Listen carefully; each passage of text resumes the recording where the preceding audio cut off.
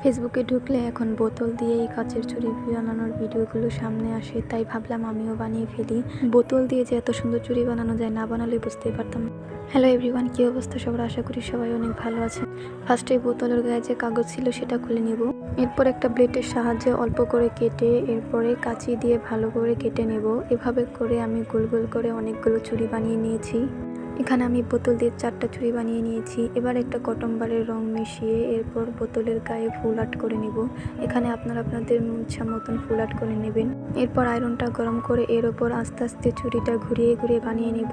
তাপে চুড়িগুলো গলে একদম ভেতরে ঢুকে যাচ্ছিল। এভাবে করে আমি সবগুলো চুড়ি বানিয়ে নিলাম। দেখতে কিন্তু মাশাআল্লাহ খুবই সুন্দর হয়েছে এই চুড়িগুলো একদম আমার মেয়ের হাতের সাইজের হয়েছিল, সেজন্য ওর হাতে পরিয়ে দিয়েছিলাম। চুড়ি পেয়ে তো খুব খুশি হয়েছে। আমাদের কাছে চুড়িগুলো কেমন লেগেছে অবশ্যই কমেন্ট করে জানাবেন। আরও ভিডিও পেতে আমার পেজটি ফলো দিয়ে দিবেন। আল্লাহ হাফেজ।